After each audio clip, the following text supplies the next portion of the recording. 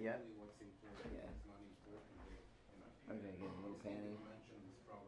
Okay, perfect. Just want to make sure everyone's still, the path is open. Okay, perfect. Thank you.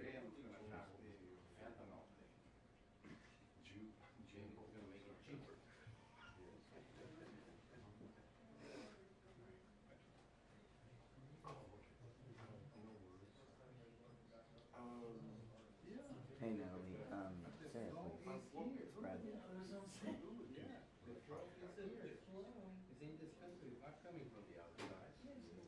Hey Sarah, Bradley. Still frame six. This next one for this next one. Just want to make sure everything is still good. Still know where to find this. Okay, perfect. Okay. Good deal. Thank you, no worries.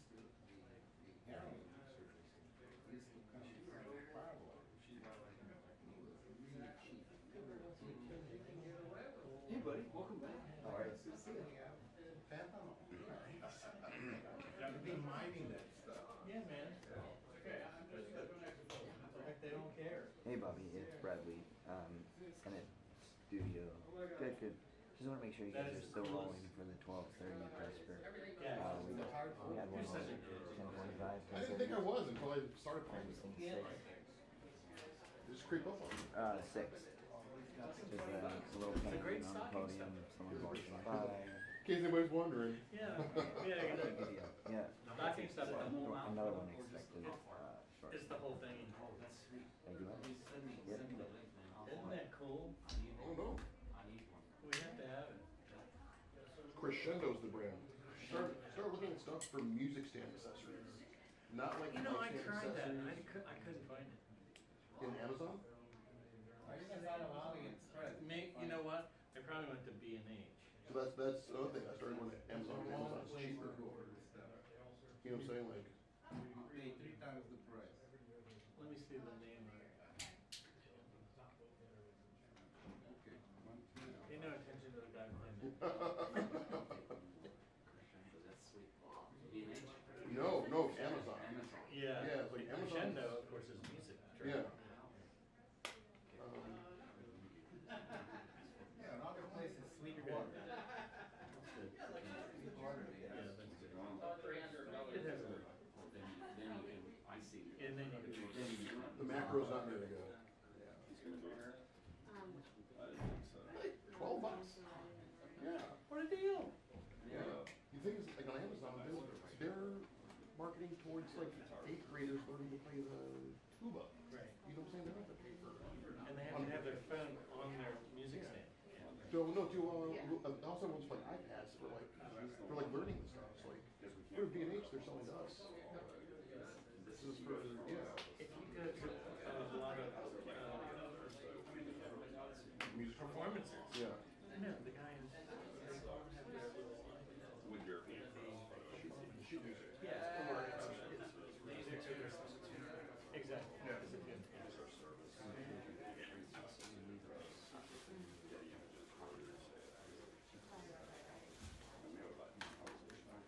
Oh, for sure. B&A. The rock and roller? Yeah. The tricar. Oh, the Okay.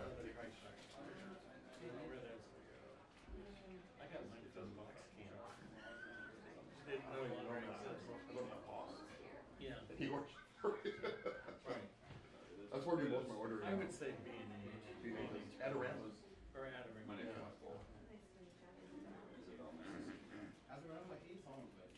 Is it really? Seriously? Adorama. Well, I was about to say Adorama's doing a really good job lately of beating. dude was B&H's brother.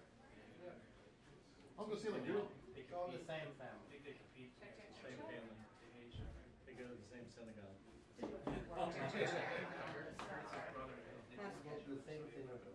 They do. Yeah. They have a joint account. In Germany, you know trade shows, right? So Aldi, the family Aldi, owns trader joe's, right? And Aldi is a very long-established movement in trader joe's in Germany. And when their dad died, the two other brothers came in without too much problems. Said, okay, look, why don't we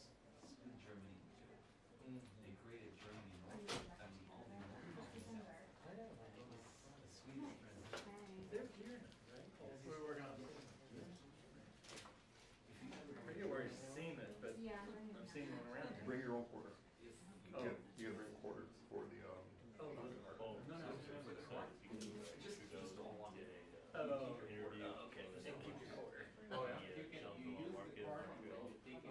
you can quarter back. Same as here. On our lunch break, she had like the purpose, just really cast that arrow shot so you could see her like backing up. Yeah. So if they're having seen me, yeah, no, he's got there, he's done.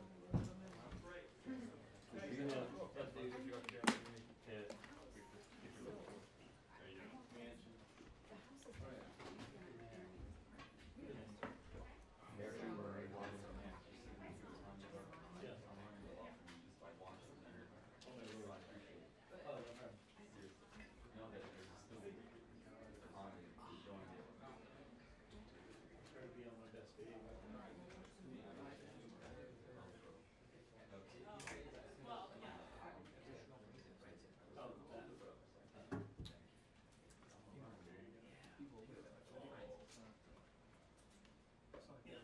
Burn 20 on my ibuprofen. So you certainly are on the used to. Hey, look, just a simple reporter. Don't think I'm being facetious. Here, turn around. Look, how much else I'm reading about your composition. In the short time that I've sat here, Oh my lord. this is all just literally watching. Here we go. Also, What's up?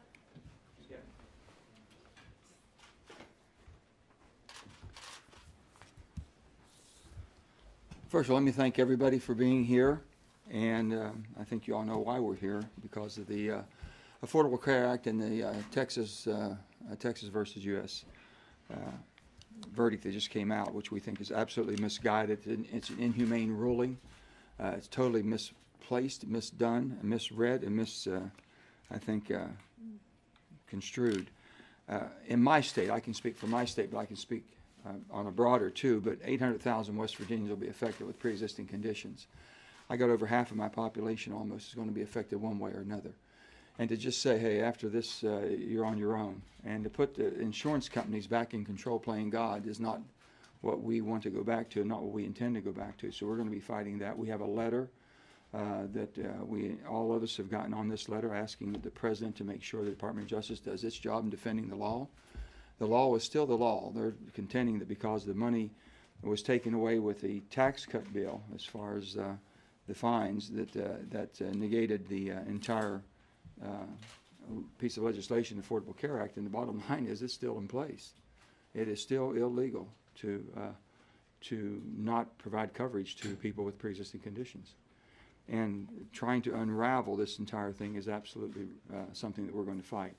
So also we're going to be resurrecting again our request to Live UC today will be based on having our legal department intervening on behalf of the people of America to make sure that we can fight this at a level that we think that would be needed to be fought and also be fair. So that'll be done this afternoon, but right now I'm happy to have my colleagues with me, Senator Murray and Senator Wyden, who basically have the same concerns that we all have been fighting for, and it's finally come back to roost. And we were afraid this day was going to happen, but we were not unexpecting it to happen with the types of verdicts that the judge in Texas has been rendering over his course and his career. So with that, I want to present you Senator Murray. Thank you so much, Joe, and thank you, Ron. Thank you all for being here. You know, families have been worried all year about Republicans' continued attempts to sabotage their health care, and they made it absolutely clear in November they want this to stop. Moms and dads want to stop holding their breath, hoping that their child's broken bone or chronic illness won't mean financial ruin for their family. Women want to stop worrying that they'll have to pay extra on top of their insurance for basic care like birth control. Young men and women really fear being thrown off of their parents' health insurance policy.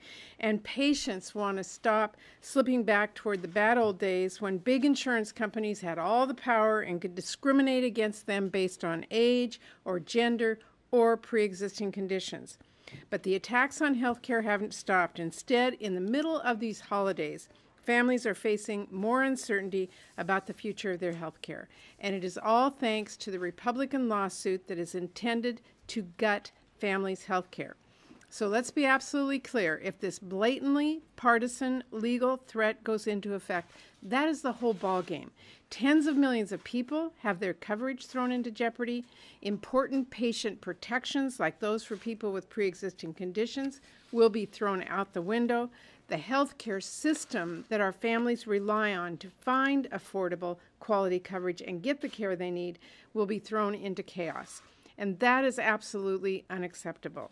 Now, we did hear a lot about health care from President Trump and Republicans in Congress as we headed into this November. We heard that Republicans cared about protections for people with pre-existing conditions. We even heard that every single Republican in the Senate wanted to keep them in place. But we also watched, and actions speak louder than words, we watched as President Trump and his party seized every opportunity for health care sabotage, and we are watching closely now what they intend to do. If Senate Republicans truly want to reverse course and protect families from this latest health care threat that they have created, they won't ignore the unbelievable harm that this ruling is going to cause if it goes into effect, or introduce bills that actually won't help patients or families. Instead, Senate Republicans can show they are serious by joining Democrats and supporting Senator Manchin's resolution, making clear that Congress never intended to throw health care into chaos. And the Trump administration, as Joe said, can direct the Department of Justice to defend families' health care like it should have been doing all along. So we really hope that our Republican colleagues choose to do the right thing, to choose common sense over chaos, and choose helping patients and families over partisanship. And I hope as we go into this holidays, they will join us in doing that today. Senator Wyden. Thank you, Senator Manchin. Thank you for your resolution. And Senator Murray and I team up on these issues because of our committee assignments. And let me give you just my sense of why Senator Manchin's proposal is so important. This needs to be put in the context of this being the next chapter in Donald Trump's sabotage campaign. It all began some time ago when the Trump administration turned off a lot of the advertisements, the public outreach about this program, and they crippled the Navigator program. The next step was to cut the open enrollment period in half. Now the Republicans want to overturn this law root and branch. Now, this chapter, as I say, the latest in the sabotage campaign, came out just hours before the end of open enrollment. In effect, again, a step that would sabotage families' access to health care. So I want to emphasize this point. Right now, as we speak before lunch today, somebody in America, maybe a single mom who doesn't get health insurance through her work, signed up for health coverage during the open enrollment period. But that single mom who's walking on an economic tightrope every day, balancing the food bill against the fuel bill and the fuel bill against her health care costs, that single mom, as of now, hasn't yet paid her first premium that secures her coverage. And she's wondering right now, given all the news and all the sabotage that has gone on, she's wondering whether she ought to pay that first premium.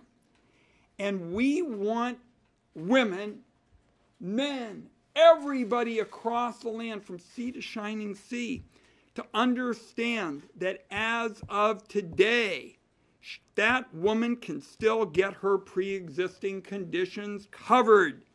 She can still get her children's prescriptions covered. She can still have the peace of mind that comes with comprehensive health care. And we really hope that you folks who are covering this debate will really focus on what the three of us are talking about with respect to patient protections.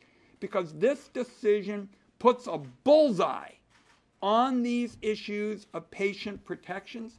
And what's important to know is, as of today, every one of those patient protections that I've just described is still there for the single moms and everybody else who's walking on that economic tightrope. Now, we're not going to minimize the fact that there are Republicans who want to continue a burn it to the ground and run around the law. But we are going to point out that this scorched earth partisan legal decision is going to have real consequences. And with respect to pre-existing conditions, and this is something I feel particularly strongly about, because in my Bipartisan Healthy Americans Act, we got a lot of Republicans on the bill that provided airtight, loophole-free protection against discrimination for those who had a pre-existing condition. We got that in the bill. What Republicans are working to do is to get rid of that and go back to the days in America, the dark days, when health care was for the healthy and the wealthy. That's what you get if you allow discrimination against somebody with a pre-existing condition. If they're healthy, no problem. If they're wealthy, no problem. But that's what they're working on, and we want people to know, as I've indicated, talking literally about today, when moms might be making a decision about health care, the law is on the books, but we also want people to know that the three of us and our colleagues in the Democratic caucus, and we hope other members will understand that we've got a big battle coming up. And I'll just close with the fact one would think that Republicans would try a new approach following this disastrous outcome where they lost 40 congressional seats, in no small measure because of their misguided approach to health care. So we hope that, as Senator Murray noted, particularly in the holiday season, that the President and Republicans in Congress start listening to the American people and, for Pete's sakes, empathizing with the American people, empathizing with what they're really going through, rather than just looking for these ideological trophies. Senator Manchin, from my standpoint, you take a difficult question, I'll take a softball, but we've got the leadership with Senator Murray here too. I just want to follow up very quickly. Being a former governor, and people believe, whoever believes, and it's hard to even imagine that people can believe that certain people shouldn't be entitled to have insurance just because they can't pay. I want those people to know you're paying anyway. As a former governor, we had people going to the emergency room. That's all they had for delivery because they knew they couldn't be turned away. We were delivering health care in America at the most expensive, least effective position and time. There was no preventive care. There was no maintenance. There was nothing. They would just go to the emergency room. And you know what happened? Every state had to basically dip in and help every hospital and every rural clinic to keep their doors open. That's the way it was done. And that's what they want to go back to. On the other thing, if a person was working for a company they couldn't afford the copayment, or working for a small company that didn't offer insurance, you know what they would get? Workers' comp. They would claim a workers' comp claim. They'd cripple and hobble into work, and that's the only health care they got at the most expensive cost. This is what makes no sense. I'm usually one trying to find that middle to work things out, but if I've got deniers and people don't believe that a person is not going to use the health care system one way or another, and the only time they can use it and access it is a time of emergency, and you think that's a constructive way to build a healthier workforce, I'm sorry, I disagree. And we're going to fight you. And you're wrong on this one. We're hoping the president would see the errors of the people that have been advising him on how wrong it is to take this approach. And that's why we sent our letter. That's why we're going to try to intervene again. We're asking for a UC, and we think it's worth fighting for. And if we don't, then God help us all, because I can tell you, the dark ages are not that far away from us again, and it'll be worse than what it was before, because there won't be money to come and help basically the clinics and rural hospitals and all those. And that's where my state comes down. That's where most of all of us are fighting this horrible, horrible scourge. Any questions? Yes. Senator Manchin, obviously you just had that message to President Trump. Have you had a chance to reach out to him or anybody at the White House yet I know of the three, the best likely odds they'll take the call. Yeah. Well, I'm sure you'll take everybody's call. I'm the one that sometimes it communicates a little bit more. But with that being said, I have not, at this time I haven't. I will be sitting down, asking for a meeting with himself and whoever the president would designate to show how we can fix it. It'd be different if we didn't have a fix. We do. The fix has been really on Mitch McConnell's desk for about, what, a year? Mm-hmm. Close to a year. And Patty and Lamar, if given to themselves to be able to come up with something that we all agreed upon after John McCain voted historically that night not to repeal the ACA, we sat down and went to work. Patty led the Democratic caucus. Lamar led the Republican. We met every morning and came up with a fix. That would reduce rates 20 to 30% for the private shore overnight. So we're hoping that that will be done, but we're going to sit down and say, Mr. President, look at, basically, I think Senator Wyden pointed out, just look at the American people. Have they accepted it or not accepted it? You know, it wasn't used. I used health care. That's the only thing I ran on. Just one second question. The timing of all this happening on Friday, one day before the end of the sign-up period, do you, I mean, obviously this must be very frustrating to you. Have you heard anything where some people decided not to sign up because of this coming out on that Friday Well, they're night? scared to death, yeah. I've gotten a lot of questions on that point, and that is why I very much wanted to kind of walk you through exactly what is going on in America this morning. This is not some abstract decision that somebody is going to campaign on in 6 months.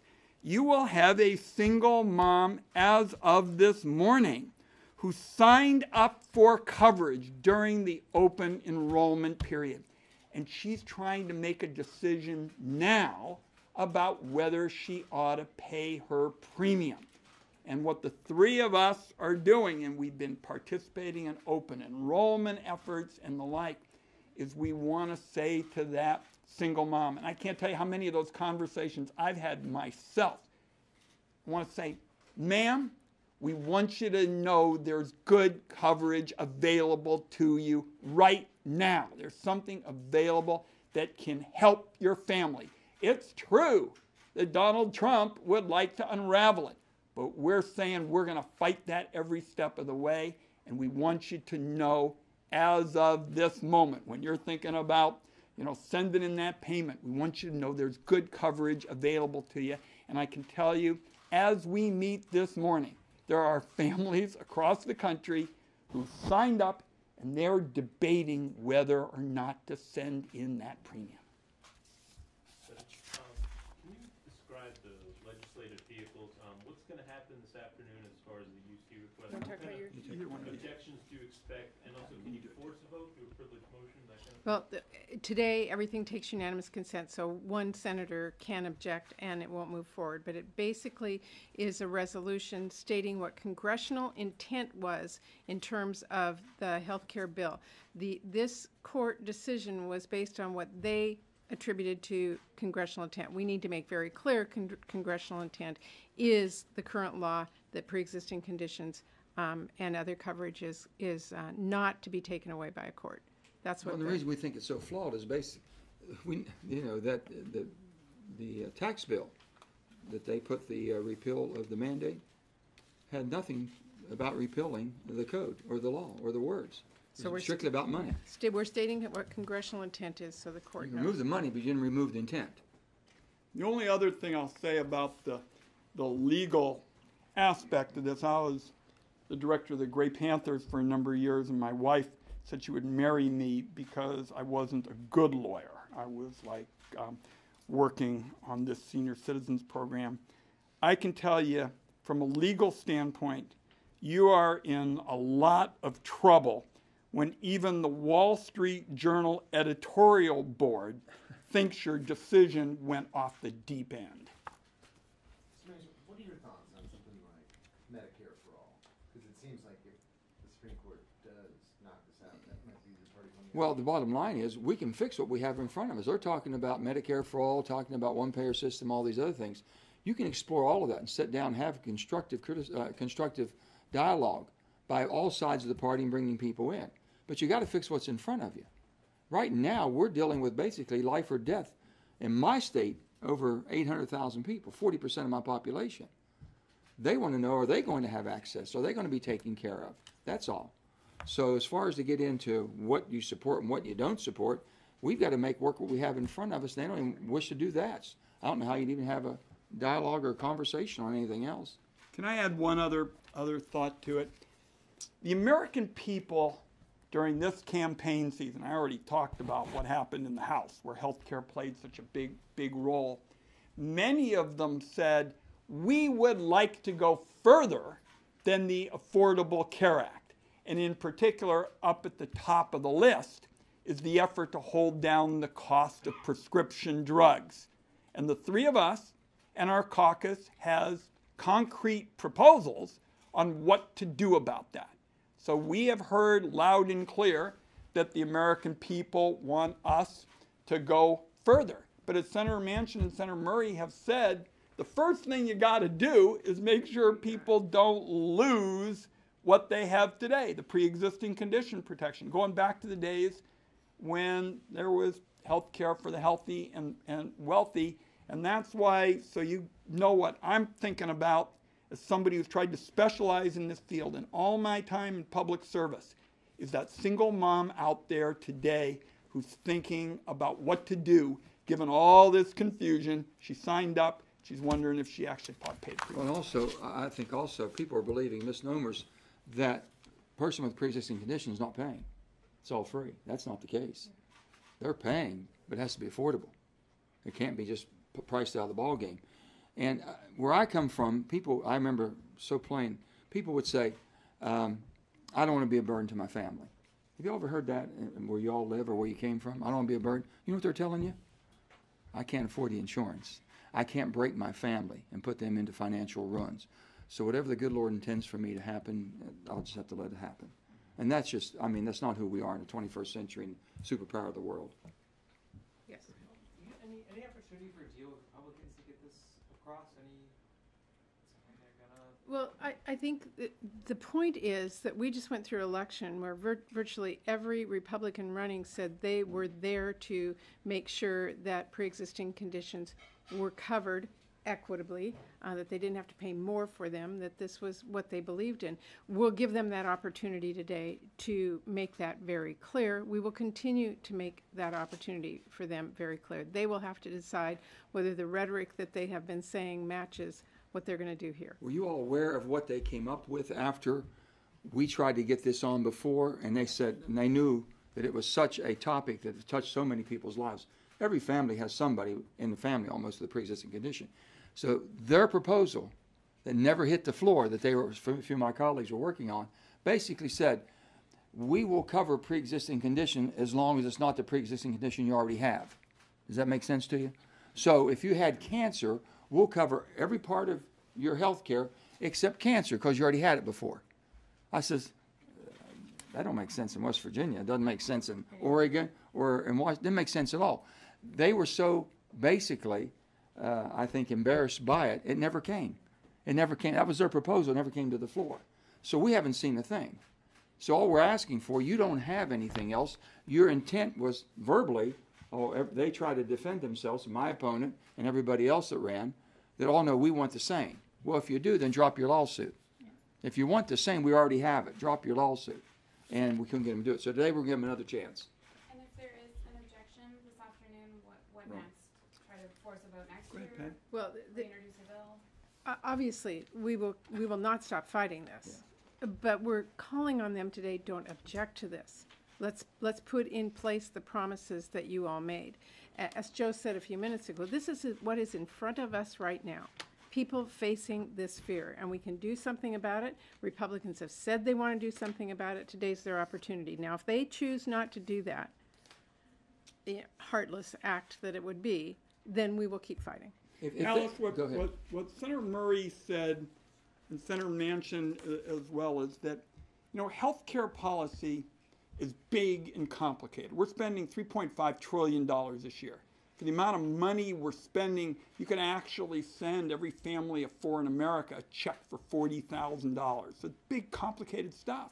But what Senator Manchin and Senator Murray just described are practical steps that would help people right now.